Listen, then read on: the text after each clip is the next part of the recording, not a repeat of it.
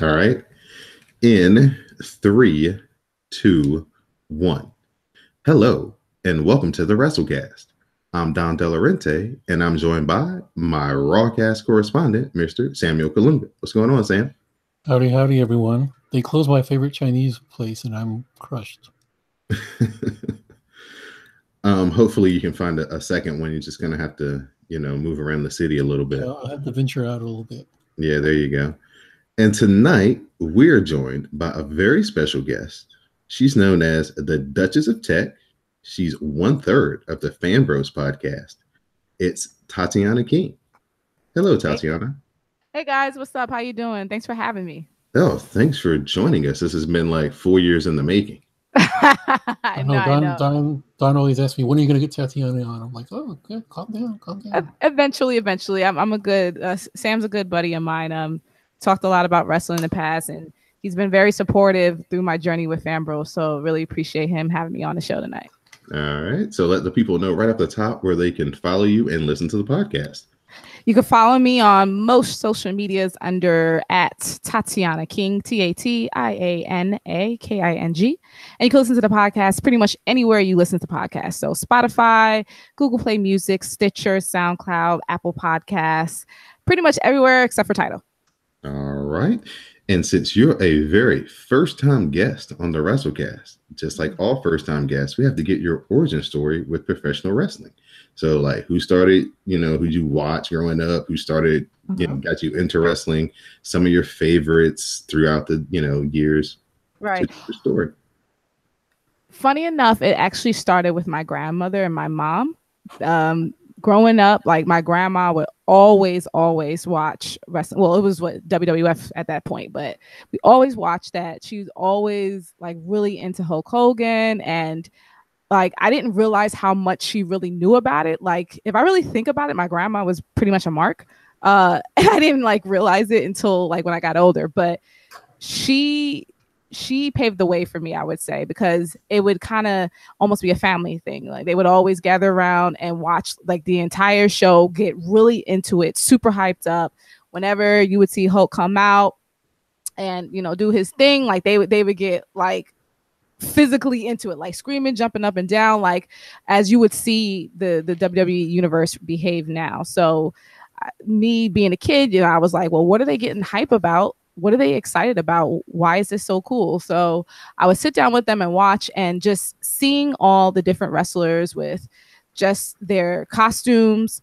When I came up, like when I first watched it, it was mid 90s. So there was still a little bit of the old school WWF stuff going on. So you still see a little bit of the, who was there during that time? Like you still saw like kind of old school Undertaker, lots of that stuff.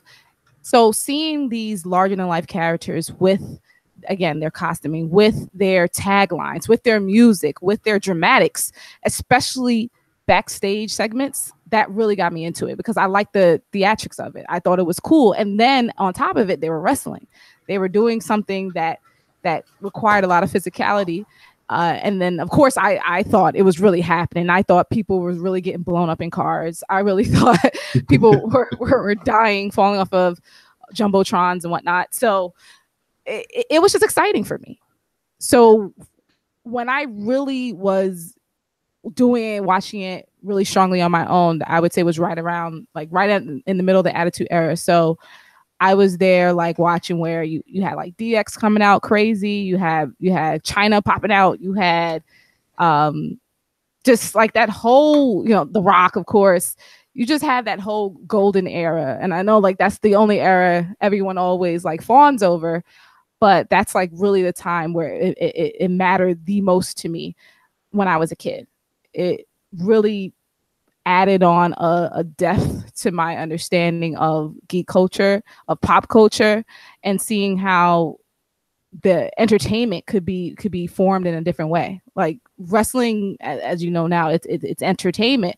At the same time, it's a lot of work. It's a lot of passion, and it's a lot of time and energy put into it. So it was something that I ended up admiring. Like I admired the wrestlers. I admired the fact that, thought went into, when I realized it was scripted, that thought went into the writing, thought went into the all the kayfabes and all that. So I was really, it was just something that I thought was almost miraculous in a way. Like, how did you decide to get these people together and create this world out of nothing? So that's pretty much my origin story. Dirty little secret, just about everybody's grandma, if they were like, their grandma's in her like 60s or 70s now, they're pretty much were a mark for wrestling. I never knew that. Like I always thought, I was just like, is this just my grandma? But as you say, like I guess that's more common than I thought. I had no idea. Because I guess, it was like the soaps during the week and then the wrestling shows on the weekend for those women who were just moms and stayed at home and, TV in that era. So, well, when you put it like that, it makes sense, because as dramatic as WWE really was, with all the side stories and all the valets and all the fights, and when you think about it, it really was its own soap opera. So I get it now. It makes sense. Right. So we were very honored to have you here on the WrassleCast for the few minutes that we do have you. So we're not going to hold up things. So Sam, get into Monday Night Raw from Miami. Okay. Monday Night Raw. Brock Lesnar is in the building. Roman Reigns comes down to cut a boring 20-minute promo. Talks smack about Brock Lesnar. He can't show up to work, but he can show up to UFC to hang out with Daniel Cormier. Paul Heyman comes down, congratulates Roman on his victory. Blah blah blah. He says that he's just been running in circles and still trying to knock off Brock. He says the definition of insanity is doing the same thing over and over again, expecting a different result. And for the record, that is not the definition. Is it not? It is not the definition of insanity. That's just something everyone likes to say because it sounds cute. Right.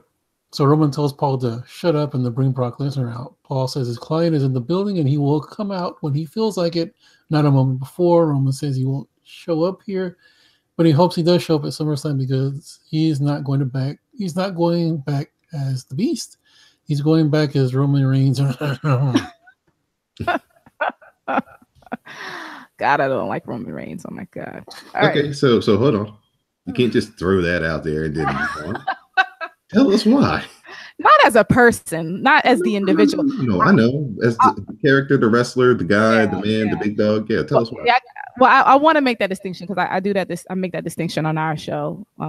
Just like with actors, they play a role, and you say you don't like XYZ role, and that's fine. But they're two different people. But yeah, I don't like Roman Reigns they've been trying for like 100 years to get him over. He's so corny. He's just, and not in a kind of lovable Boy Scoutish kind of way, just like a bro, you're mad corny, you're trying too hard kind of way. It's they to me, they constantly shove him down everybody's throats. Like they've tried everything except for make him like straight up heel, which probably would be the best to me. But he's just, his mic skills to me are still subpar. They've improved from their worlds away from where they were back when he first debuted, but it's still subpar. And he's not exciting to me. I don't like his moveset's boring. His just everything about him is nothing entertaining for me. At least he's not telling stories anymore about like Jack and the Beanstalk or whatever the hell that was. Like, dude, okay, you're the big guy. Congratulations. Like, let's move on, dude. Well, WWE always has this thing where they catch on to people like 6 months too late. And then when they caught on to Roman, he got injured with that appendicitis and he got taken out the spot. And then, unfortunately, during that time, Daniel Bryan came back into the spot. And then when Daniel Bryan didn't win Royal Rumble, that just sealed his fate right there. Yeah, that's like, to me, we know this already. Lots of times WWE commits self-sabotage. They've gotten better with it over the last couple of years, I would say, but really, really like around the time with the Shield, all that came out, they became experts at self-sabotage on a higher level than I've ever seen before in my life. And that was one of the ways that they've really ruined his brand before it even became a brand. That was around the time when they stopped letting the crowd dictate who was who, and they were like, if we didn't plan it, it ain't going through. Yeah, which I understand. at the end of the day, they have a show to run. This is a business, and they have a writer's room and a group of people controlling things for a reason. Vince is going to be Vince, and that's just how it is. So I get it to a degree, but I also understand that not everything's best for business, and you end up with these I don't know, these wraiths like Roman Reigns that just aren't there. The business is different though, because what happens now is they don't have to sell anything. Yeah. They don't have to sell any tickets. They could wrestle out there in front of the empty arena, and as long as it's on USA, they got their money. When it goes to Fox, the same thing. They got their money. They don't have to worry about trying to sell advertising or any of that stuff anymore. So their whole business has changed up, and I think it makes, the people making the stars less important now than it ever did before. Because before, people didn't watch, they didn't get their money. Yeah. It's built-in audience, built-in what I'm trying to say, built-in like framework. As to your point, they don't really have to try, but at the same time they do, because you still are trying to, for a show, for a machine that, as far as I know, is going to last forever until everybody gets blown up. You still gotta try to figure out ways to bring in the new generation, as well as not completely leave behind the people who've been there from the beginning. So it's a hard thing to balance, and there's ways to do it as long as you have an innovative mindset, as long as you are, as a business, always looking for ways to improve and not just be stuck doing the same things. All right. So they show Seth Rollins backstage, and now I might get an earful for this because you are the Duchess of Tech, but all I learned from this is that Seth has horrible taste in portable audio with his AirPods. Well, the AirPods are apparently are one of the best sound quality when it comes to earbuds. But that said, I still hate them just because they look like Q-tips to me. They look like floating Q-tips. And I always thought that they were the same as the other ones. They're just wireless. They are. It's literally the earbuds you have in your ear now, if you have them just with no wire there. Yeah, those are not good. Those are not good, but the AirPods actually are actually highly rated. That being said, they still bother me. I literally feel like you put a Q-tip in your ear, you just left it there. Like it's really tell somebody, bro, you gotta get never mind. Yeah. I don't know, but yeah, but I say, but whatever. To each his own, I guess. Backstage, Brock Lesnar is reading a copy of The Backwoodsman. Now, I actually looked this up because I was curious. It is a real magazine. It's a magazine. It is real. What is it about? It is dedicated to preserving old frontier living. Churning butter, making fire with the sun, catching your own dinner. Well, that makes sense because isn't he a farm boy? So yeah, he is that type. Yeah. And he lives in like the edge of Canada. So yeah, he brought it from home. They didn't have to have that on deck. He just brought it. It wasn't a prop. It was real. Yeah. Probably his subscription. So yeah. I mean, I've always, especially when he came back for the last few years, I always have an affinity for Brock and his trolling. It's like clear what I like about the whole Brock and Paul Heyman situation or partnership, and the way that whole thing works is because it's literally, there's no veneer there. It's like Brock signed a contract to do whatever he wants, and then he goes about his days or wherever he decides to show up on Raw doing whatever he wants. It's like straightforward. He does what he does. There's some comedy there. Of course, you have the Paul Heyman, saying all the things that are just hilarious, and it works. Like it's a non-gimmick. It's a gimmick that's not a gimmick. It's just what it is. So I think that's why I appreciate it the best. All right. So I took a look at their website. Let's see, from their website, the July-August issue of The Backwoodsman. It includes personal safety tips for trail hikers, catch and release bow fishing, how to quote-unquote bug out or hunker down, stitch on the side slipper moccasins, keeping chickens wood loafer style, and the desert rate survival gun. There's also an upcoming rendezvous, details coming soon. Do you think Brock Lesnar would show up for that? Are they gonna put Brock Lesnar on the next cover? They might as well, because he's probably sold more subscriptions for them than they ever had. I'm telling you, man, I didn't even know it existed until you just said it. Yeah, I know. I don't think. I think they barely knew it existed. So Paul appears. He asked Brock if he heard what Roman said. He said no. He doesn't watch the show. He's a smart man, Brock Lesnar. I wish I didn't have to watch the show either. He said he doesn't watch the show. You say he doesn't watch the show. That's what I'm saying. That's brilliant. Like, come on, that's brilliant, and it's probably 1,000% true. It's actually true, because like he doesn't watch anything. Even like when his friends are on UFC, he doesn't watch the show. He has friends to call him and tell him, "Hey, so the match is on now," and he watches his friends' matches. Yeah, and furthermore, why would he? Why would he? That's so off-brand for him to care. So why would he now? Right.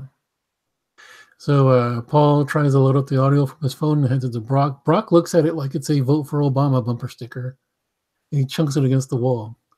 He goes back to reading how to fabricate clothing and other gear necessary for frontier life. Can't be damaging Paulie's phone. That's the gimmick. He just took his whole gimmick, right?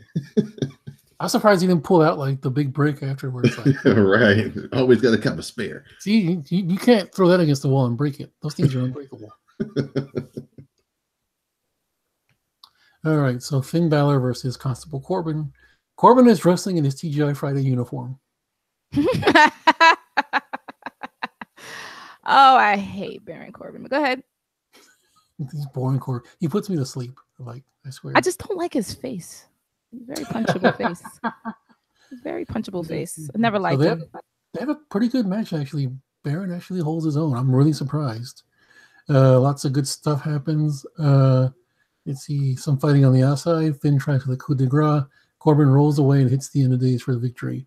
I saw he did a choke breaker. That's what it's called. It's a choke slam into a backbreaker, which is really nice looking. Oh, wow. I don't ever want to see Baron Corbin have a 22-minute match ever again. Oh, come on. He did a there were a lot of rest holds. There was that. He only knows one rest hold. There was 4 times that they stopped for a wrist hold. Wow. No. Do you not like Baron Corbin like that either? Or you just like what is it about him? He's okay, but he's not good enough to have a 20-minute match. Yeah. And not with Finn. And yeah, and the way that Finn's ice cold right now, to me, I thought that match was really boring. Was like, wow, y'all just screeched this to a halt. I didn't like that at all. Yeah. Oh well. When the action did get good, it did pick up, but there was too much resting. Corbin goes to leave, changes his mind, beats up Finn, and leaves him laying.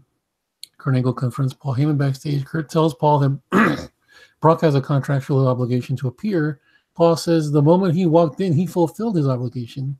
And if he wants, he can just go down the hall and tell him himself. Kurt says that Paul is under contract with WWE as well, and if he doesn't get Brock to come out, he will be in breach. This is dumb. Do you know why? In storyline, Paul is paid by Brock to advocate for him, meaning negotiate on his behalf with contracts and stuff. Him being a WWE employee is a huge conflict of interest. Yeah, of course. And it's unfortunate. But I mean, when out here looking for a burner phone, that was the whole chapter. But you gotta get that track phone. But when was logic ever a factor in WWE? Never. So never. It's on brand. They could seriously use like 3 people, and all they do is quality control. Like, okay, here's a script. Okay, you want to change it? What are they? Script supervisors, like the ones that go back and like, okay, this. Does this make sense? Does that make sense? This is what happened last week. This is what happened 3 weeks ago. You know what I'm saying? Like, make it all line up. Well, they're trying. I said it's not as bad as it used to be, but they just don't have any wrestling people doing it. I don't know why Vince thinks that. Well, you know what? To watch wrestling are good for his show. It's not so much that. It's like, okay, like people like, what is his freaking name? He was Archibald Peck in Chikara. Yeah, he's now a writer in WWE, and he's a pretty smart wrestling mind.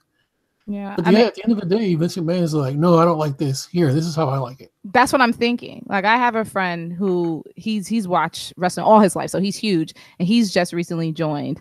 But because he's technically like a junior writer, is but so much say he has in things, and you're still at the point where you're just trying to build yourself up to the point where you can make the decisions. And what Sam says, I At just the end feel of the like, day, it's his decision. yeah. Oh yeah. We know there's only one editor, regardless of how good it is. If J. you Jonah Jameson. don't like it. That's he wants the pictures of Roman Reigns. Yeah, man. Oh God. Oh God. Okay, so Alicia Fox is backstage doing some squats. Wow. You two, most of the people who listen to the show don't like Alicia. Alexa I, approaches. Huh? you, Go ahead. you know what's so sad about her? She's always been a good worker, but it's just like I don't care. I don't care. It's the way she's been billed all these years, the way that she's been written, and she's just in the wind. Like every time I see her, it's just some other foolishness that she's peddling. And I understand that I guess you have a job to keep, and so you're just gonna do what feels right. Like to me, she's one of those lifers, like Yeah, definitely. I think you know what I'm talking about. I don't know why I lost his name, but she's one of those lifers who are just there to be there, and it's like, okay, well, if you want me to dress like a chicken, why, damn it, I'm gonna do it. Like, right. But it's just like that's just so sad to me. So yeah, I don't, whatever. I'm not a Alicia Fox fan. Alexa approaches her and says that Mickey was injured last week, so Fox has been handpicked to replace her. She calls Ronda an overpriced rookie who will be in Natty's corner. Alicia shouldn't worry about it, though, because Alexa has it under control. She puts Alicia over as a pioneer of the women's division and says she has a chance tonight to make even more history. Alicia, now get this. Alicia says she's going to hurt Natty so bad that her cats will say, "Meow." Get it? Get it? Oh, get it? Kill me now. No. Please, botch. Alicia Botch. Jesus. Alicia Botch. Okay, so Alicia Fox versus Natalya, and then he comes out. Of course, her valet needs her own entrance. The match begins. They wrestle for a while. Alicia spends a lot of time jawing with Ronda. Alicia hits her beautiful Northern Light suplex. She taunts... what did I write, Rosie? She taunts Ronda after a 2 count. Alexa attacks Natty. Rosie Rowdy.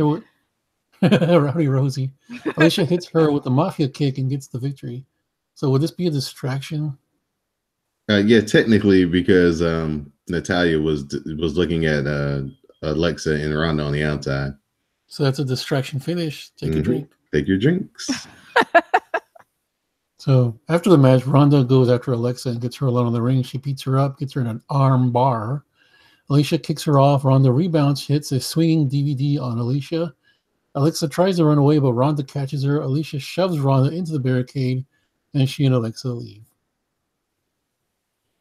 Backstage, Paul and Brock are in the locker room. Brock is reading another magazine, American Frontiersman. I didn't look this one up. He has so much reading time. Right? So Paul is talking. Brock doesn't care. He says he doesn't give a crap about the WWE Universe. He'd much rather be at home on his couch. He asks him to get a steak, medium well, baked potatoes, steamed broccoli. I don't think that would be good with his medium well. Okay. Diverticulitis. Well, that's the reason why it's medium well, because he had the diverticulitis. Okay, I see. I don't know. Got it. I'm not a medical person. Backstage, Ronda wants Alicia Fox. Kurt makes the match for next week. Wait, what? This is what they set up for next week? Right? Yeah, it's Ronda Rousey's first match on Raw. With Alicia. It was supposed to be Mickey James, but Mickey James got hurt, so they had to kind of do a edit. I was like, that didn't sound right to me at first. Okay. All right. I knew something changed. All right. That's... So the drifter comes out. Bob interrupts. He says he wants a front row seat to whatever the drifter has to say. The drifter says that Bob doesn't just want to walk with Elias. He wants to sing with Elias. The two start with Rockin' Robin. Bob sings the chorus, and the drifter attacks. The drifter berates Bob on the mic, giving him enough time to recover. Bob strikes and hits a huge belly-to-belly suplex on the drifter. So, more on this as it develops. Ever let Bobby Lashley have an open microphone ever again. He's like 1 for 3 on promo. Damn. You can't even know the words to Rockin' Robin. Dude, it's Google is free. It's all day. You got all day around the building. You got like a 7-minute segment with Elias. He brought Elias down. It was I don't know who's worse on an open mic, Bobby Lashley or Titus. Oh, don't talk. Oh, come on now. Titus is fam. Because at least Titus gets some good jokes in. So Bobby's just nah. He's Pancake Patterson because he flattens fools. Let's see here. Constable Corbin runs into Kevin Owens. Kevin congratulates him for his victory over Fanny. He offers him a towel and a bottle of water. He includes that Corbin is now his son's favorite wrestler, and he too walks around like a TGI Fridays bartender. He didn't say that. I said that. Okay. I don't recall. He looks up to Corbin as a male authority figure. Corbin says he aspired. He doesn't actually say this either, but he might as well have said he aspires to inspire. KO is worried that Braun could cash in the Money in the Bank before Owens has a chance to win it. Corbin says, hey, that's Angle's problem, not mine, and he just leaves. Braun Strowman versus Jinder Mahal. Jinder starts his mantra. Braun shoves Mahal and shares his own mantra. KO appears, takes the briefcase. Strowman goes after him. Jinder wins by countout. Yeah, this was like a waste. This is already a throwaway episode of Raw from early on. Yeah, from the beginning. Constable Corbin walks up to Kurt and hands him a cell phone. Wait, hold on. Okay, and he hands him a phone to talk to Stephanie. They talk about protecting the SummerSlam main event, but there has to be some other way. In the locker room, Mojo Rawley berates the entire job squad for being complacent. Bobby Roode's there as well. I didn't know that. The two jaw for a while, and then they get into it. The refs in suits, including 5-time NWA World Heavyweight Champion, Power Plant alum, former Lieutenant Commissioner of Ring of Honor, Adam Pearce. And they pull them apart. Yikes. Akam versus Apollo Crews. Meh. Apollo wins with the schoolboy, nothing to see here. What? They just completely ruined him. I was going to say, what happened? They brought him up too soon. He needed to stay in NXT when NXT was getting hot. It could have been built around him. Yeah. Do you think, I was going to say, do you think it's just like a developmental thing, or is it just because they don't have the right direction? What you're saying makes sense. Yeah. One, he wasn't ready to come up. 2, they brought him up with no plan for him. And 3, he smiles too much. He's too nice. He doesn't have any discerning things to make you really get behind Apollo Crews. He's got no cool to him. He's a good wrestler when he gets in the ring and starts wrestling. He's dope as a wrestler. But this is WWE, and the E stands for entertainment. Yeah, you basically said all of the above is the reason why he doesn't work, and it's his fault. That's what you said. Right. Wow.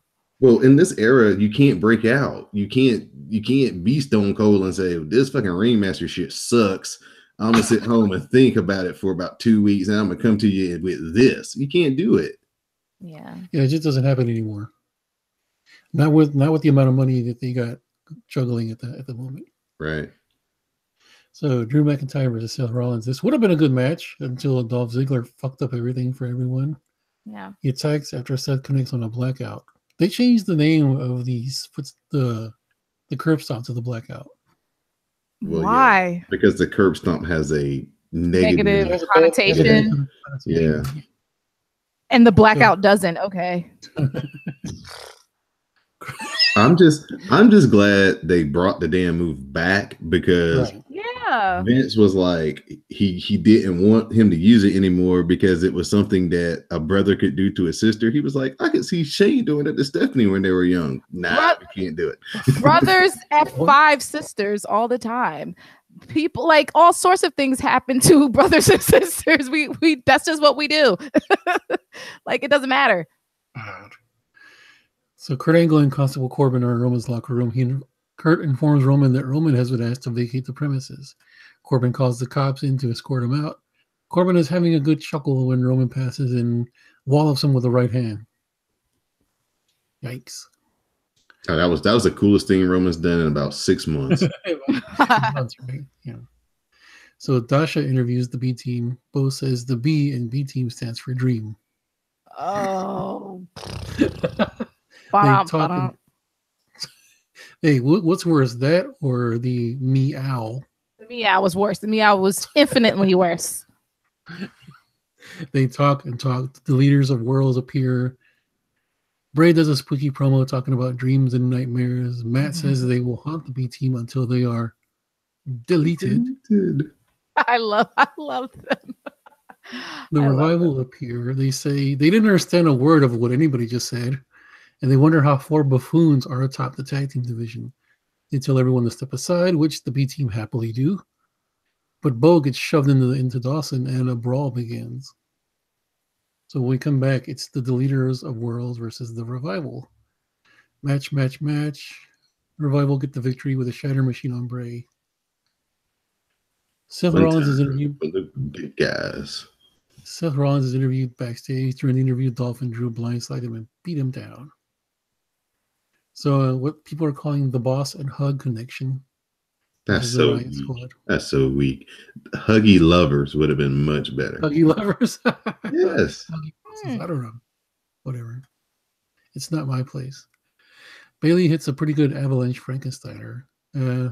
But they eventually get the victory when Bailey gets a belly to belly on Liv. Paul returns to Brock Lesnar. He says the show's almost over, and before the two adjourn to the steakhouse, Brock should come out and take a bow.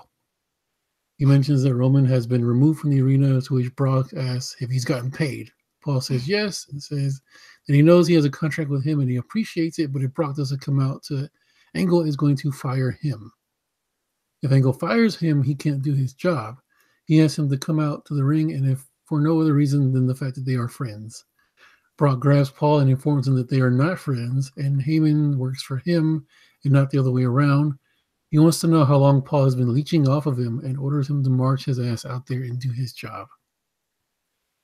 Kurt and Constable... His job is to leech off of Brock. Yeah. What do you mean? That is his job. Kurt and Constable Corbin come out, and Angle demands Paul produce Brock. Paul comes out and does a sad version of his spiel. Kurt calls Brock the worst Universal Champion of all time. For the record, there have only been 4. 5 if you count our man Vacant. But no one does. No. The two talk. Paul tries to butter up to Kurt, and Kurt does what he said he was going to do and fires Paul. Paul falls to the floor in hysterics, begging, scraping, all that good stuff.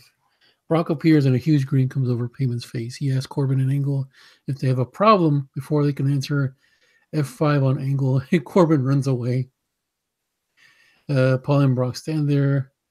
Brock grabs Heyman and puts him down to the mat. Brock eventually lets him up as the crowd chants, "We want Roman." That was very odd. So one thing to mention here, Braun Strowman is a liar, as he and Brock were on the same show together, and Brock did not get either of Braun's hands. Oh, this is true. Another thing, another hole that somebody, if they had somebody really paying attention, could have been like, oh, Kevin Owens took the briefcase and kept going, jumped in a car, and Braun Strowman is chasing after him. That's the reason why Braun Strowman didn't. That's the commentary. It's commentary's job. Which how about show it? How about all they do? Yeah, well, all they do now is just argue with each other. Now, if you listen to the commentary, they just like talk and complain and just. If you're gonna write Kevin Owens coming down there and taking the briefcase, go ahead and finish it. Take that one. It's 30. It's all it takes is like 45 more seconds. You're asking for way too much. They have him run out to the parking lot, and Braun just like gives up because he can't outrun a car. And he's got his briefcase, right? Yeah, so he finally maybe like grabs something, maybe one of those little golf carts or something. I don't know. Somehow he goes after him. Right, exactly. That's all. Just that one little. But even if you're not going to show it, at least have commentary mention it.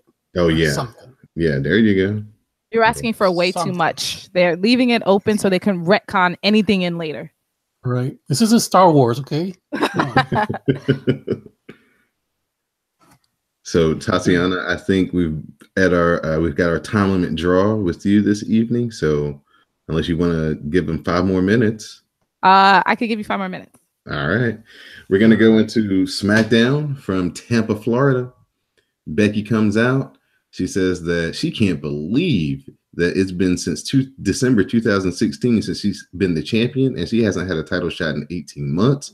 She says she's honored to get back in there and to get the title shot. She says she wasn't born to be a champion. She fought to become a champion. Becky wants to win the title and go to Evolution as the champion. Carmella arrives and says normally she'd make excuses, but not tonight. She said Becky beat her fair and square last week and earned her title shot.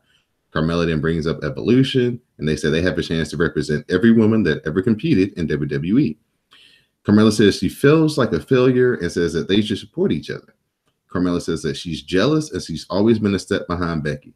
She said Becky always has time for her and gave her advice, and Becky was the first draft pick and the first champion for SmackDown, while Carmella was last. Was the last. Not the last woman, but last. So, Carmella says the fans love Becky, and she admits that they don't like her or think that she should be champion. Carmella tries to fight off the haters, and the legends have even told her to go away. Carmella constantly has to tell them that she earned this spot, just like Becky does.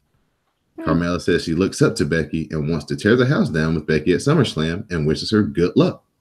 Ellsworth music hits, and that distracts Becky, which allows Carmella to lay her out.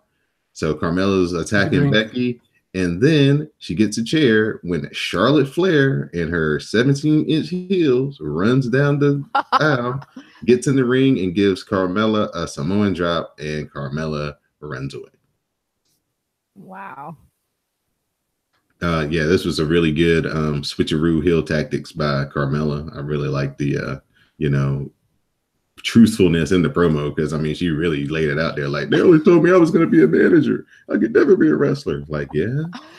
you love those peaks of realness in there. Right. And then someone gets Samoan dropped. It always happens like that. It's like, go ahead, tell the truth, get slammed. So the Usos, they cut a promo on tonight's match. You missed out when Paige was backstage. That happens after the promo. The Usos cut their promo with the bar. Then that's after the commercial. Yeah, I completely just forgot about that. Yeah, you must have got that Hulu edition. Carmella meets with Paige, and they argue, and Paige books her in a match with Charlotte for later tonight. If Charlotte wins, the SummerSlam match will become a triple threat. I just want to point out that Paige is backstage playing with her phone like Kurt Angle does. I liked it when Carmella was like, you just mad that I'm going to be something you're never going to be again. And that's the women's champion. And that's why Paige got pissed and was like, well, you got a match with Charlotte. She didn't have anything better to come back with. Yeah, she's right, though. Oops. The Usos versus the Bar, SmackDown Matters Tag Team Tournament match. Jay hits a splash for 2 on Sheamus, but Cesaro makes the save. Cesaro gets dumped, and the Usos look for the double Us, but Cesaro cuts off one of the Usos with a mean European uppercut. Sheamus gets the knees up on the splash and then cradles the other Uso for the win. So the Usos get eliminated, and it will be the Bar versus New Day next week for a chance to face the Bludgeon Brothers. I have the alternate audio thing on my TV, and I want to know how I could get the New Day commentary, because it was way better than the regular commentary. You know how the New Day was out there doing their own thing? Yeah. Oh, you have that audio? No, I'm joking. I'd rather hear New Day do their commentary over. The New Day actually came out with their own announce table set up with like bootios and pancakes on it, and so they had their own like headsets and everything. Going. Yeah, so they had their own commentary going, and they would kind of fade it back in and give the New Day for like 30 seconds a minute, and then they fade it back over to the regular commentary team. It's amazing. The New Day comes up with something to top what they did the week before every week. It's just an unparalleled streak of awesomeness. And that's what I mean when I say innovation. You can still fit within a certain parameters, but like still be innovative within that frame. You can still do things that are creative. I mean, WWE Creative, are you listening? Really? Renee, she talks with Charlotte. Charlotte says she's happy to be back because this is her first match since having not 1 but 2 ruptured implants. Charlotte says she knows Carmella has beaten her twice, but the queen is back to take her throne. Woo! So we get Samoa Joe. He comes out and he takes a seat in the ring on a stool, and he says he sent AJ a message last week, and AJ should be familiar with that. Joe says that he respects AJ and the house that Didi Jonay built. He said that he respects AJ has done all the things that AJ has done to make the title important and the grind that AJ has put in to becoming a champion, even if it means sacrificing his family. AJ told a lovely story about his daughter last week, but Joe says he's barely home to spend time with her. AJ is more comfortable on the road than being at home, being a husband and a father. Joe says he understands the sacrifice, even if it meant being a failure as a father. Joe says he's coming and he will take it all from AJ at SummerSlam. The fans will be cheering for AJ, but AJ's family will be cheering for Joe so they can have their daddy back. Damn. When does SmackDown become like a Lifetime movie? My God. Samoa Joe with another primo promo. I bet you in his back pocket he had some things to say for Roman, and he's saving for the pay-per-view. He's the only. You're the ones that he just thought of like earlier after watching Raw. I don't know if he is like whoever is his assigned person, if they sit down together and come up with this, or if Joe just kind of freestyles it once he gets in there. But he makes everything sound much better than anybody else does. Joe would go more off script than anyone else. You think so? Yeah, I mean he's kind of always had that about him. Like I know you didn't watch Impact back in the day, but he really had some heat. Like, he really threw out the heat with his promos. Well, he's definitely been doing it here on SmackDown and on Raw ever since that, Roman and then the Brock programs. I mean, he's just been bringing it. Jeff Hardy arrives and he calls out Randy Orton. Jeff puts over the U.S. title as a part of his life force. Jeff says when he lost it, he lost a piece of himself. Jeff says he wants to. Is his life force. That's what he's saying. Oh, okay. No, he calls the U.S. title his fifth eye, which is his life force. What? So where do you get? So I guess the other two eyes are the ones that he draws on. Right. Yeah. Okay. Which I'm hoping one day he runs into a barricade, walking around with his eyes closed like that. Jeff says he wants the title back, but that's almost as important to him as beating the hell out of Randy Orton, and he calls Randy Orton out. Orton arrives, and just as he arrives, Nakamura sneak attacks Jeff from behind and kicks his ass. Orton cuts Nakamura off, and they have a stare down. Orton then allows Nakamura to Kinshasa Jeff, and they have another stare down. Nakamura bails out of the ring, and Orton then teases an RKO, but instead he gives Jeff a double leg, and he stomps away at him. Orton then hits a draping DDT. Orton then hits another draping DDT on the floor. Orton then rips off Jeff's armbands and his necklace, and then Orton spills water on him and wipes off some of his face paint. And you could hear Jeff Hardy on the table say, "My mama gave me that chain." Can I say I just love this version of Shinsuke? I mean, it's just fantastic. It's incredible. It really gives him range to really show off and be able to expand his whole I guess really acting repertoire really. So I love it. Renee interviewed. Excuse me. Does it seem like maybe they're setting up for some good old Will o' the Wisp? So they're basically stripping all of like his current gimmick. Oh, so Randy Orton is taking the last one. It's Weed is coming through, or yeah, Weed with 3 E's. Who knows? Yeah, you never know, man. Jeff Hardy always wants to be a different character than himself. So Tatiana, did you see this character that he came out with named Weed? Weed? With 3 E's? With 3 E's, yeah. No. Yeah, you should have seen this. This is like the weirdest thing ever. Oh my gosh, I gotta look it up now. Renee interviews Becky about Charlotte being back, and how she may get to the SummerSlam match. Becky doesn't seem so thrilled about the possibility of a triple threat, but she says she won't root against her best friend. So Tatiana, I see it this time. You got to head out. Yes, I do. All right. So thank you for joining us. Let everybody know again where they can follow you on the social medias and the podcast and everything. Absolutely. You can find me at Tatiana King on all the social medias, most of the social medias. And you can listen to me on Fan Bro Show podcast, the geek culture and pop culture podcast from the perspective of people of color on pretty much every platform you can get your podcasts. And thank you guys. Thank you, Don. Thank you, Sam. I had a great time. I appreciate you guys having me on the show. Thank you. Thanks. Hopefully we can have you back soon. Oh, absolutely, man. Have a good one. Thank you. Peace out. All right, so you were doing with the Renee Young interview or something? Yep. So next up, we got a match between Zelina Vega. Oh my god! And Lana. This was. Did I ever tell you about the Cameron versus Naomi match from main event that I witnessed in person. The one where you said that Cameron was very, very, very bad, and Naomi was good, but it couldn't overcome how bad Cameron was. No, this was a dark match at a show that I saw. It was I don't even notice the wrestling. I just noticed the two of them in the ring together. It was amazing. And I remember at one point Cameron bent over like Naomi like kicked her in the seat. It was great. It was just two beautiful writhing women in the ring. I don't know. Yeah, it's very creepcastic, but yeah, this had nothing to do with the actual. It had nothing to do with the actual wrestling. No, but this kind of this is right up there. Talent comes in many forms, Sam. So exactly, I understand.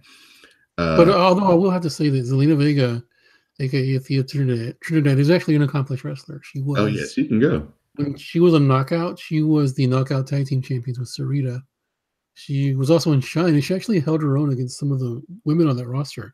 That is a stacked roster. So yeah, she's actually very accomplished. Lana, on the other hand, is not. But she did Lana Rooney though. That was kind of hot. Oh my God, really? Lana hits a double knees and covers for a 2. Lana then hits a back elbow, but Cien Almas distracts her, and then Aiden English arrives to take out Cien Almas. That allows Zelina Vega to roll up Lana with a handful of tights, and Zelina Vega gets the win in her SmackDown Matters wrestling debut. So I'll take it. Yay. The Bludgeon Brothers cut a promo on the New Day in the bar, promising whoever wins, they will get bludgeoned. We see Aiden English in the back. He's trying to apologize to Lana, but Lana tells him to, scram. Rusev arrives, and he is pissed. Then Lana tells Rusev that he needed him tonight, and she leaves. He was hollering for Aiden, and Aiden was already gone. Yeah, he was. Well, he knew that Rusev was going to be pissed, so he was booking it out of there. Oh, yeah, definitely. So Daniel Bryan comes to the ring. He comments on the women's evolution. He says that it made him feel good. It made it feel a lot of pride and feel good for Brie. He says that, it was their 30-second match that got the whole hashtag going. And oh, my God. Revisionist history. Led to all of this. He says they have both fought for respect, and the announcement was a huge step forward. Then he addresses last week's issues with The Miz. Bryan says that he's bothered. Miz taunted him for years because Miz knew that he wasn't cleared, and Miz thought that he was safe. He used it as a wall against him. That's what he says. Right. Now Daniel Bryan is cleared.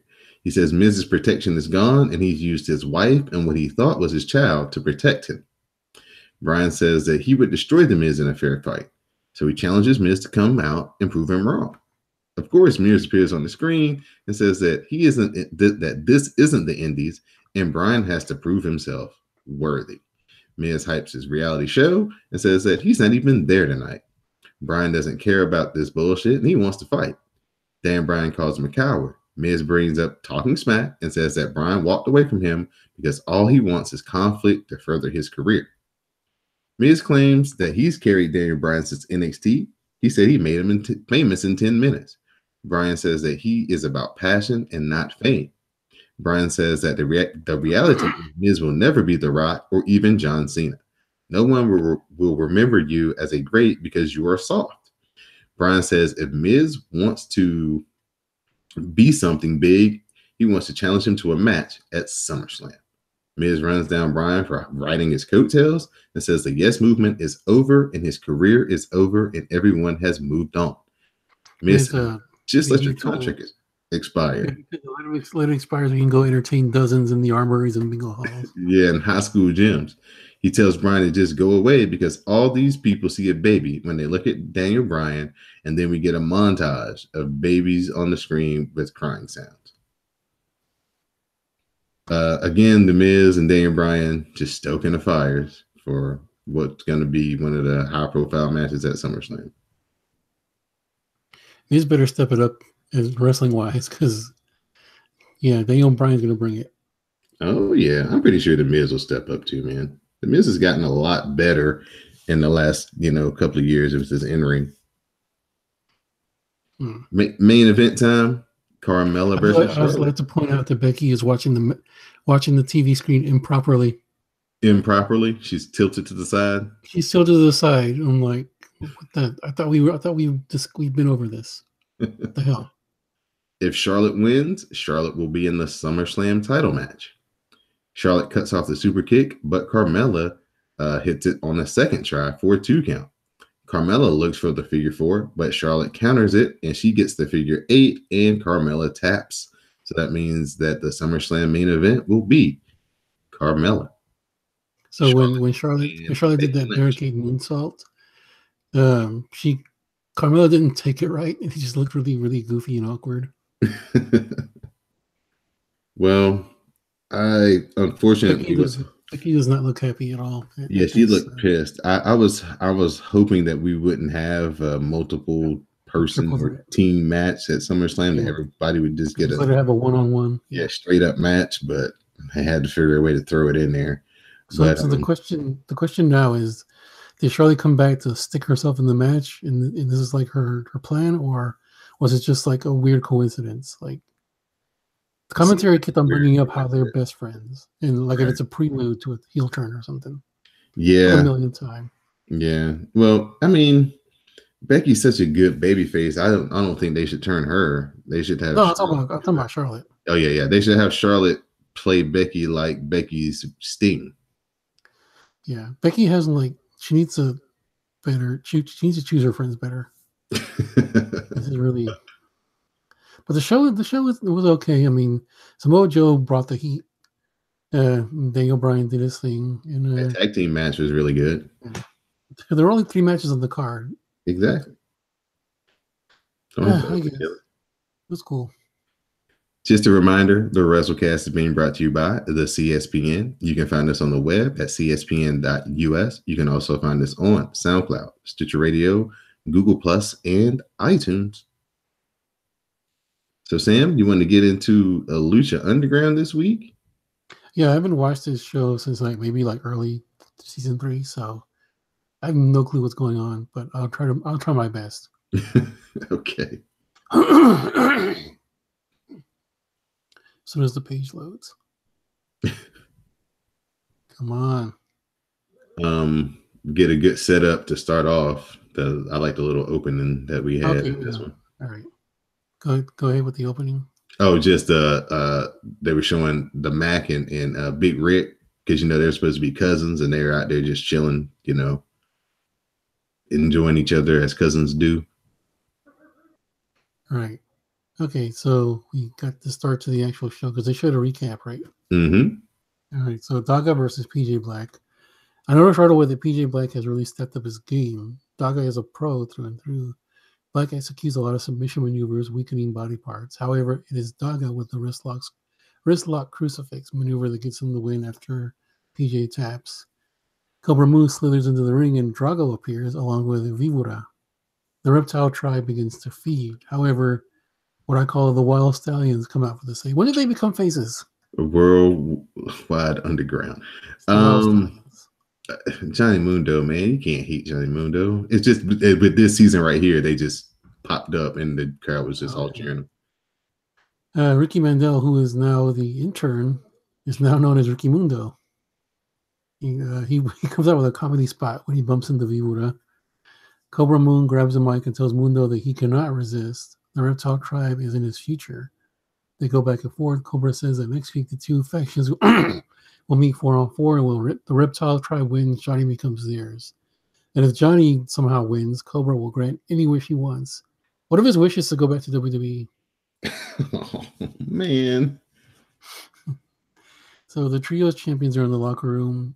Oh, actually, just the Mac. The Mac is in the locker room. Katrina appears in front of the Mac. She says that he crossed Mil Muertes, and Mil Muertes does not forget, and he will be coming for him. The Mac basically tells her to bring it on. Katrina makes mention of the Mac's cousin, and then leaves, and then a skull with an eye patch smoking a cigar appears in one of the locker room. The Mac just says, "Oh shit, Big Rick." I thought that was really silly, but I guess. This is your chance to see Katrina in that red dress. Oh my god, that was so amazing. Now you're saying that's an every week thing?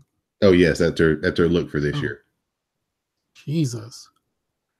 Dragon Azteca Jr. is in the ring. He says that last week was the most difficult match of his life, but it took him to his biggest moment, winning the Gift of the Gods title. He says he plans to cash in his title and win the Lucha Underground title. If he does not win the title, if he does not win the title, he will be dishonoring his tribe and his mask. He will be a fighting Get to the Gods champion, and he awaits any and all challengers. Go to commercial. There's a commercial for the I Spit on Your Grave marathon, which I'm kind of looking forward to. I don't know if you ever watched those movies. Never heard of those movies. How dare you? No, the first one they made, there was an original one in the 70s. It was one of those, like, I don't know, it's like one of those Grindhouse movies. Oh. It's kind of a Grindhouse movie. It was like an exploitation movie of like a woman getting sexually assaulted and being like disrobed and those one of those kind of movies, like the ones that what's her name used to be in, Charlie's Angels girl. Yeah, I got you. She was in a lot of those. But yeah, the Rabbit Tribe versus Kill. Anyway, they in 2010 they made a remake, and then they made sequels to the remake. But anyway, the Rabbit Tribe versus Killshot, Son of Havoc, and the Mac for the trio. This was for the title, right? Mm-hmm. Matt Striker and Vampiro's commentary is usually cringy, but this time they took away from a good match. The Mac is amazing to watch, so agile, so fierce. We see a cool Tower of Doom spot, which earns a holy shit chant. Mala Suerte gives Killshot a diamond cutter, but then the Mac turns around and gives Mala Suerte a stunner. The Mac gives him a frog splash, but Killshot tags himself in as the Mac flies by. He gets the pin while staring down the Mac. Yeah, they got some dissension going on there between the Mac and Killshot. So has the Mac left yet? And then when he made his return, did they call it the Return of the Mac? No. Okay. Maybe if he gets back into NXT, first day he can play that. But he was just Willie Mac there, right? He was just, or what was he in? Yeah. Did he even make it into the? No, he failed a physical or something. Yeah. He was gonna be a big deal. For some reason, I just see him and Kevin Owens having some of the best matches together. Yeah, like watch some of his stuff, and if you ever get a chance, watch some of his stuff from PWG. It's really great. Brian Cage and King Cuerno versus. You should have seen that Brian Cage match at Slammiversary. It was pretty cool. With Matt Sydal. Yeah, actually, yeah. I was really thinking Cage was just going to get a hold of him and just put him down, but Sydal really held his own. Brian Cage and mystery partner King Cuerno versus Pentagon Dark and Vacant. Cage comes out and says he picks King Cuerno as a tag team partner. Pentagon comes out and says he needs no one, he trusts no one because he has Cero Miedo. Cero Miedo. I can't spell. What the hell? Who wrote this? Pentagon opens the match with some killer leg sweeps. He does some moves on both men and seems to be in control. Cage gets a hold of Pentagon and he and Cuerno start dropping top rope maneuvers on him, including a 6 superplex. Cuerno works over Pentagon and tags in Cage. Pentagon super kicks both men, hits a flipping power driver on Cage. Cuerno hits a Thrill of the Kill on Pentagon. He grabs his deer, pieces out, and leaves the ring, making Striker believe he was just a hired gun. Cage finishes Pentagon with a Steiner driver, gets the 1-2-3. He brings in a chair in the ring, sets it up under Pentagon's head, and then gives him a concerto twice. The show signs off with Cage lifting the title belt up. Johnny Mundo and Taya are doing their Indiana Jones, looking in ancient ruins, apparently. They find the Serpent's Lair. The Reptile Tribe, or two of the Reptile Tribe are there, Drago and Vibora. Vibora super kicks Taya. Johnny tries to fight him, but Vibora gets a hold of him, puts him in a sleeper, and it seems like that's all. As a laid out Taya watches, grabs her wet-out look up. She misspells that fucking word every time. It's with a G, not with a W. She grabs her bat, smacks Vibora in the balls with it. She grabs her Valkyrie sword, which apparently she carries around with her but never uses. And she says she needs to cut the head off the snake, and she does. The two leave. Mundo looks at Drago and says, "We were never here." Yeah. Adding to the death toll, we've had like at least one person die for like the last like 4 weeks in a row here. I think maybe even 5. He'll just pop up as like another masked character. He picks up his Indiana Jones hat and just walks off. And that is your Lucha Underground. What do you think about it? That's a pretty good show. I mean, you know my original reservation for not wanting to watch the show anymore, right? I don't know. You might have to refresh me. It was the blatant man on woman thing. I mean, it's one thing if you're having like an actual match, but when you're having a man just go out there and beat the fuck out of a woman, that really doesn't do it for me. Gotcha.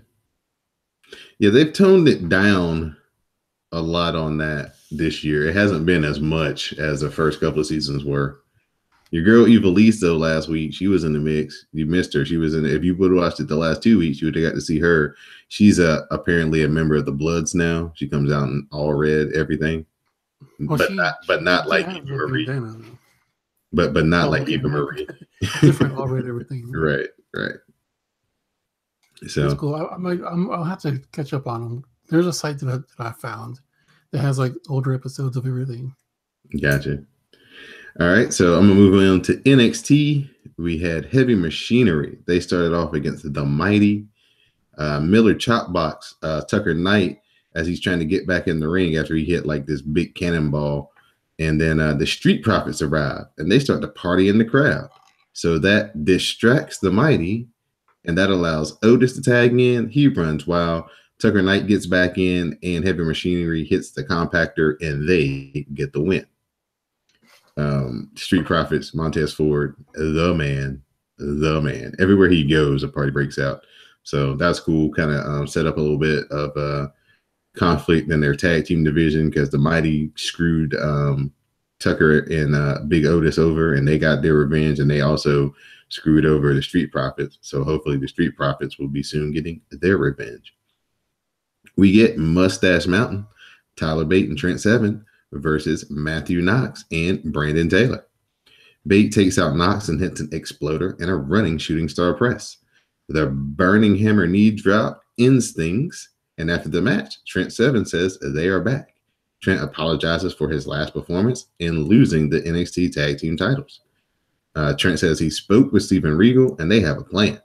Tyler Bate says that the Undisputed Era tried to injure Trent and tear them apart. He says that they are on a mission to win back the NXT tag team titles, and they will get their rematch at TakeOver Brooklyn. The Mustache Mountain have some sweet looking satin jackets. They're like gray with their little logo on the back. Yeah, that's pretty dope. Straight out of like 1984. Yeah, I was just like, that's like something weird. But yeah, man, it looks sweet. EC3 versus Kona Reeves. Velveteen Dream's music hits, and he arrives. Dream monologues and says EC3 can't get over Royal Albert Hall. Velveteen Dream says that they can talk, and if EC3 is lucky, he can bask in the experience. So what happens is, right, so of course, like when Velveteen Dream comes out, you know how all the stuff on the board and the lights go down and everything for his entrance. So he talks. He does his promo, and he's getting ready to walk away, and he takes about 2 steps, and he's like, oh. And he snaps his fingers, and everything goes back to normal in the arena. The NXT comes back on the big screen. The lights come back up in the arena. It's pretty fucking cool. Oh, that's nice. I heard some music playing the other day, and I thought it was Velveteen Dream's theme. Apparently, there's an actual song that steals that exact same bass line. Oh, really? Yeah. Kona Reeves hits a Hawaiian drop and gets a near fall. Kona Reeves talks shit, and that allows EC3 to hit the TKO, and he picks up the win. After the match, EC3 is backstage. He says that he will join Dream at his experience, but it will end up in a fight. I'll give EC3 some credit. He also snuck in, I'm the BDE of NXT. Wow. Yeah, he got that in there. Obviously, their editors didn't know what it meant. Shayna Baszler versus Candice LeRae. Candice gets a roll up for 2. Candice counters the clutch and hits the unprettier, but Candice misses the lion salt. We get a PK by Shayna, and the coquina or whatever clutch she calls it, the choke finishes Candice off. Baszler then applies the clutch again post match, and that means Kari Singh comes down to make the save. She makes the mistake of turning her back on Shayna Baszler, and when it happened, as soon as it happened, my DDJ senses kicked in, and I was like, "Don't turn your back on Shayna!" And as soon as I finished the sentence, Baszler attacks her and bails as the refs hold Kairi Sane back. Let's see here. Mustache Mountain, they're interviewed about their upcoming rematch with the Undisputed Era. The War Raiders arrive and say that they will destroy whoever the champions are after TakeOver. Next up, the NXT champion, Tommaso Ciampa, arrives. He's ignoring the rude chants from the fans, and he talks to his NXT championship. He says that they are a beautiful couple and that NXT is now his. Ciampa explained that he was a man of his word, and when he got his one chance, he won the NXT title. He's the most dangerous man in all of NXT. And then he gives the crowd some, hard times. And then he talks trash to that old woman who harassed him after the first time when he returned after he turned on Johnny after all those months. Oh, is it the same stunt granny? Yeah, the old lady. Yeah. And then when he was walking away, she basically made the gesture that he was a short. That's been like a staple in wrestling since like the beginning of time, the stunt granny. Yeah, this was really good. He was like, "I remember you." He's like, "I'm your NXT champion now, and there's nothing you can do about it." Ciampa says that the best part about winning the championship was that it proved that Johnny Gargano was once again a complete failure.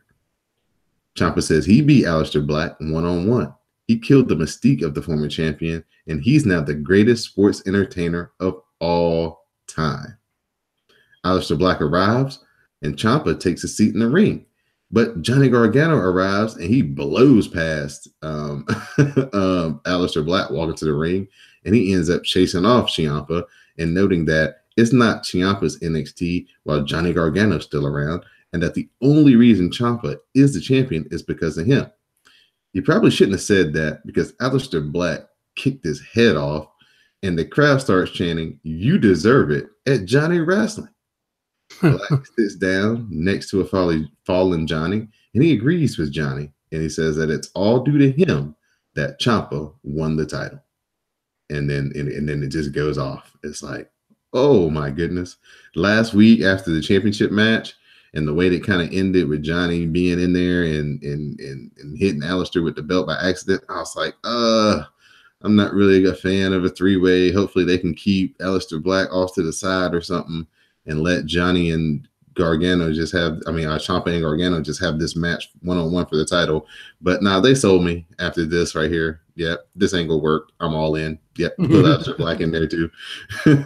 The crowd changing on Johnny Gargano like that. Oh my gosh, so cold. So cold.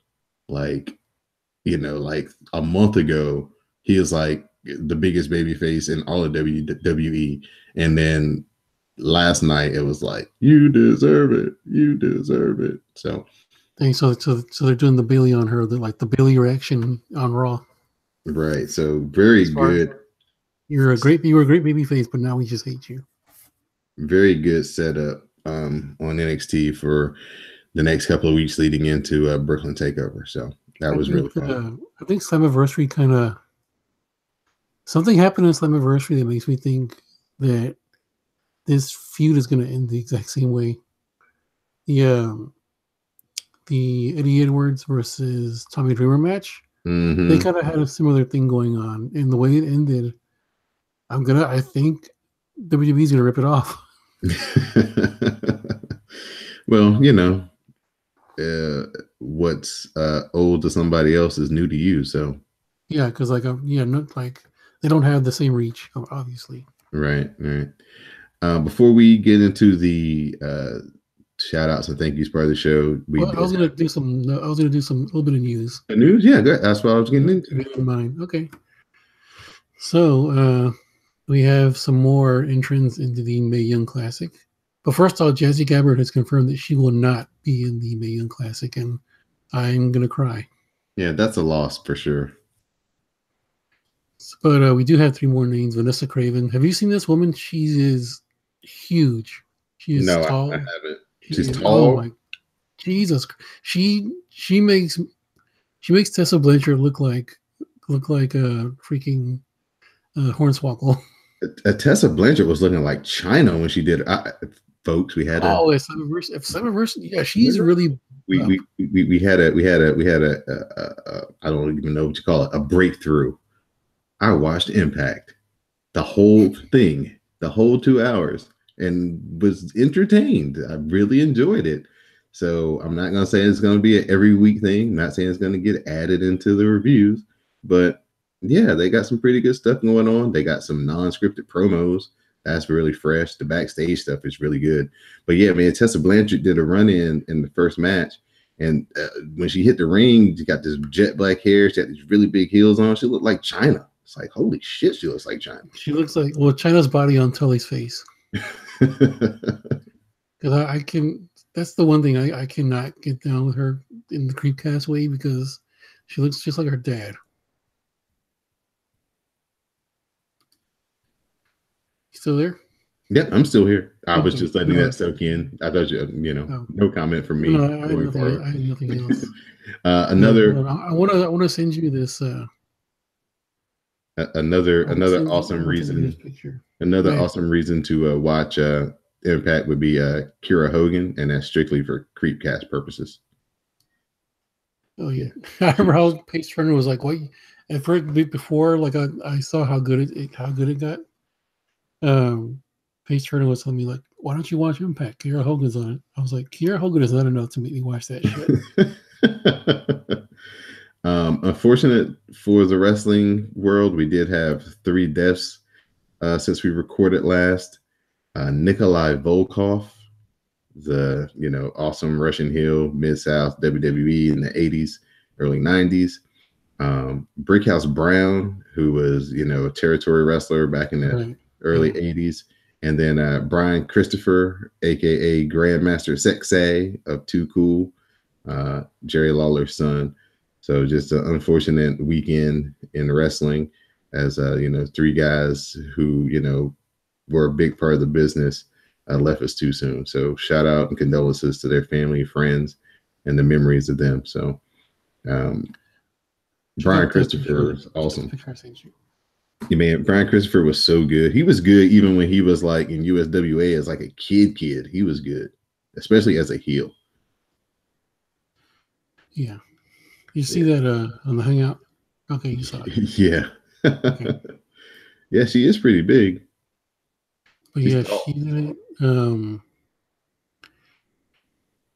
Ariel Monroe is in it, who was one of I think she was Nia Jax's first the jobber. Yeah. Yeah. I mean, it's obvious that they were going to go with her. They've been kind of flirting around with her. Yeah, kind of for a while. Yeah, and also on top of that, she's married to, she's engaged to Cedric Alexander. So right. So more interesting names. Caitlyn is going to come back and be in this after she. Oh yeah, we mentioned that already. Mercedes Martinez coming back. Nicole Matthews, who I really like, but I really liked her former tag team partner better, Portia Perez, who had to retire from wrestling because of her neck. So Priscilla Kelly, who I've been touting for like a very long time, she's going to be in it too. She's like basically a tall Paige. Okay. Deanna Parazzo. Yeah, it's another one of their girls. It's another one of their girls. Io Shirai, Tony Storm making a return. Mia Yim. The one that I find the most interesting is Madison Rayne from Impact is going to be in it. Oh yeah, nice. Now, I don't know if she actually has a contract with Impact or not. It'd be interesting because like we were saying for a long time that like maybe they weren't going to let this person or that person in because they're under contract. So like it looks like if she's under contract, it looks like they just threw that out the window. I don't know. Well, the thing with TNA is I don't know if they're contracted early. Yeah, I don't know about that. I just know that they have the freedom to go around to the other promotions and use their whatever their name is. They don't have to. If you're Johnny Impact here, you can go to Lucha Underground and be Johnny Impact too if you want. Or you can go to PWG and be Johnny Impact. You don't have to change it up wherever you go. So gonna be in the classic as under her real name, Ashley Rain. Okay, well, cool. So maybe she doesn't have a contract and she's just out there in the wilderness. So your boy Big Cass has started taking bookings as Big Cass Z's? with two Z's. Oh God. Let's see, Beretta and Taylor are all in, apparently. How many matches are going to be on this damn card? Everybody's all in. It's going to be an 8-hour card. Well, man, it's going to be the Indie Wrestling WrestleMania. That shit might go 6 hours. Indie Mania, right? Yeah. John Cena and Nikki Bella have officially parted ways. Kayfabe, brother. And your boy Libertarian Glenn Jacobs is officially going to be the mayor in waiting. Yep, Knox County, right? It got like 67% of the vote. Yeah, it's just kind of. I will be hyped for this only because the only thing is like for I think Darth Kudo, I think he lives in Knox County from Twitter. Okay. This guy's basically Mike Pence, like the platform he's running under. Yeah, that seems to be in vogue in the country right now. That type of policy, and people who are keen on that type of those type of methods and policies and laws. So, good luck to you, Darth Kudo. Oh wow, Jushin Thunder Liger is going to be in the next ROH pay-per-view. Nice. Isn't that Supercard of Honor? It is. Damn it! Death Before Dishonor. That's what it was. Death Before Dishonor. Yeah. So it looks like that's all I have. All right. So at this point, shout outs and thank you, sir. All right. Of course, shout out to Tatiana King for coming on with us. We've been waiting to have her on for a very long time.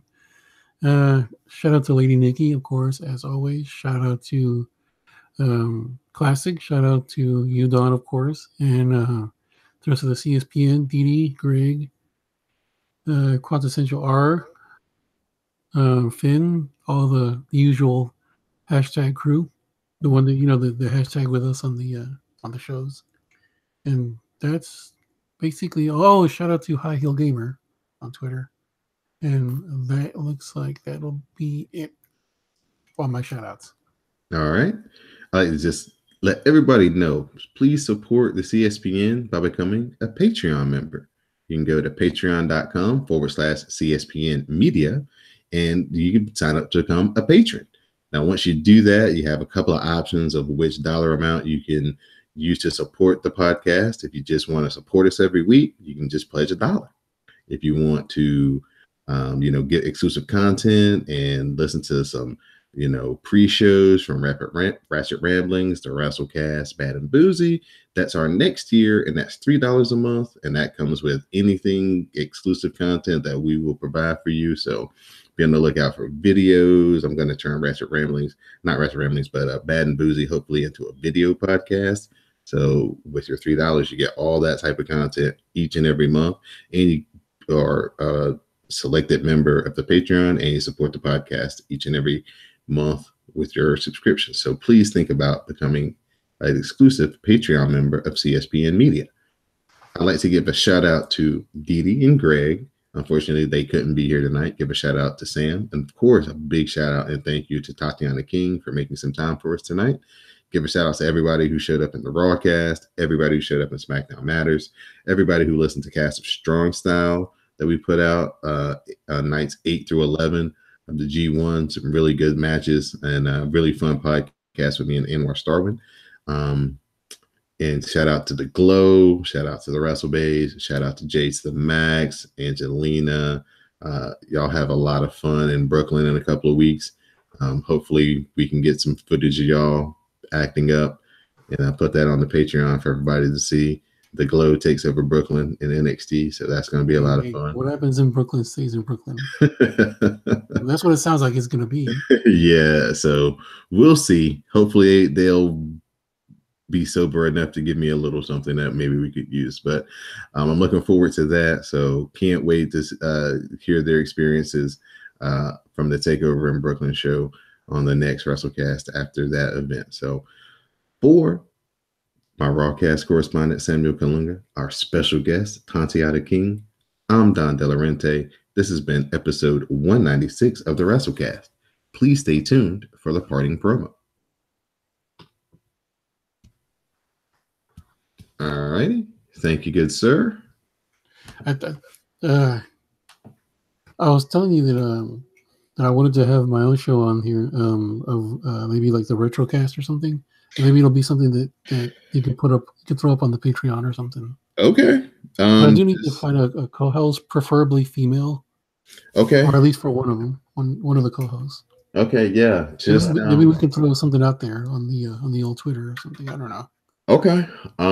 What era? What do you think? Watching like Attitude Era Raws and stuff? Yeah, just Raw and Night. Just do the Monday Night Wars. Like Monday Night Wars. Okay, all right. Maybe throw a little bit of ECW. But if you ever watch those old ECW shows, they're pretty much just like the same matches over and over again. House show. They're basically just house show matches that they would string together and have Joey Styles like do like an intro on. That was pretty much the first few years of that show. Yeah. But okay, I'll throw something out there. Somebody that I noticed who does her own reviews and stuff, and I was wondering if maybe she would want to do it. Who? Where is she? The Nature Girl 30. The Nature Girl 30? The Nature Girl, like the Nature Girl. Okay, yeah. She does like on YouTube. She does her own like reviews and stuff. Oh, okay, cool. Well, what happens? Nature Girl 30. Okay, what happened was she just joined us in the live tweet this week. So what I'll do is I'll reach out to her and see if that would be something that she might want to join you with. Well, first, check out her. Just listen to some of her YouTube reviews and stuff like that, and see if maybe if you look. Here's how this works. If you come to me and say, "I like this person," I trust you. No, I'm just saying we need to find someone who's actually, how can we put it? Who we think can carry some kind of conversation on a podcast. Gotcha. You don't want to just have somebody like your boy who just rambled on for like hours. Yeah, I got you. But okay, I'll take a listen to her YouTube page. Yeah, see, I don't know. She's kind of country-ish though. She's from South Carolina.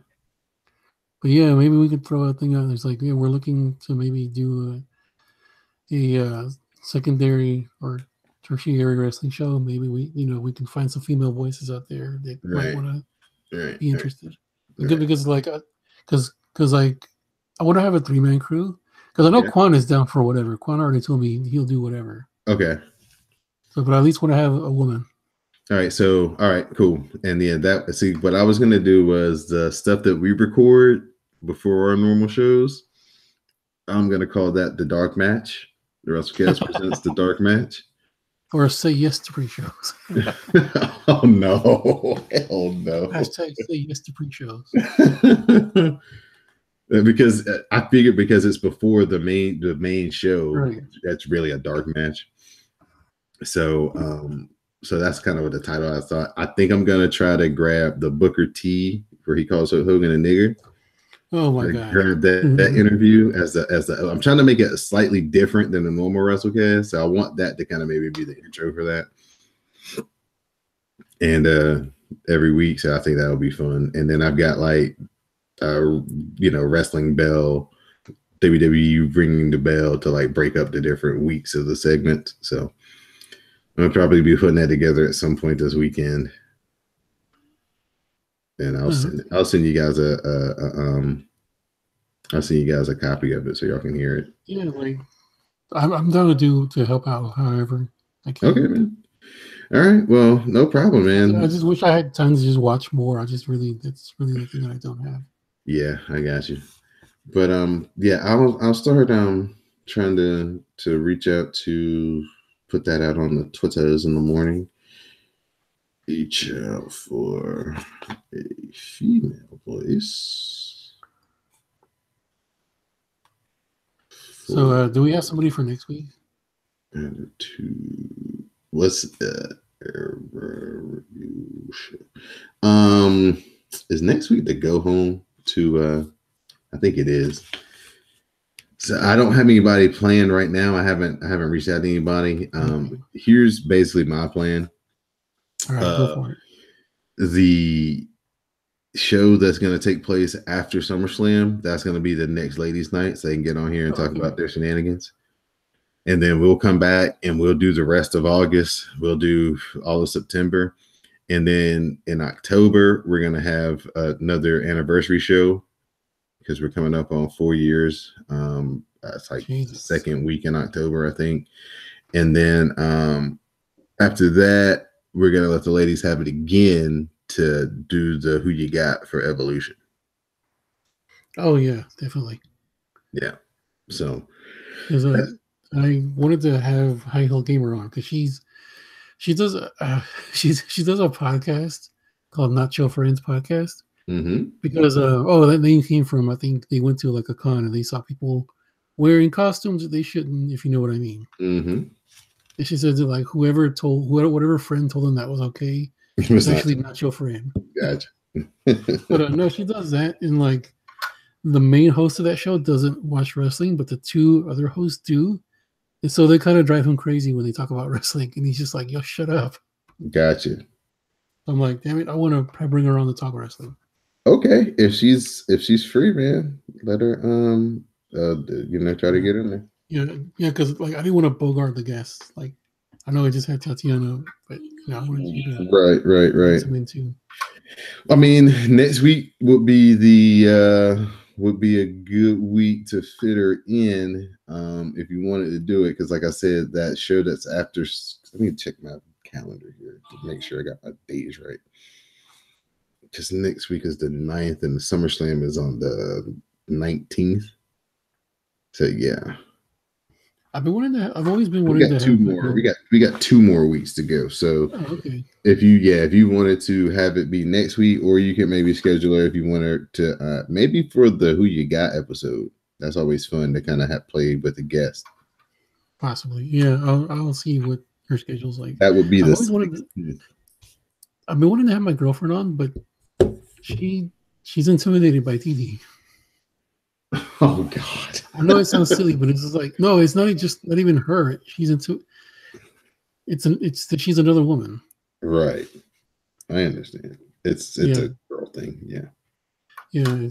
So tonight would have been perfect if she. Yeah, I was about to say if I would have had a little bit more advance warning. Right. Yeah, but it's all good though. But yeah. All right. Well, I mean.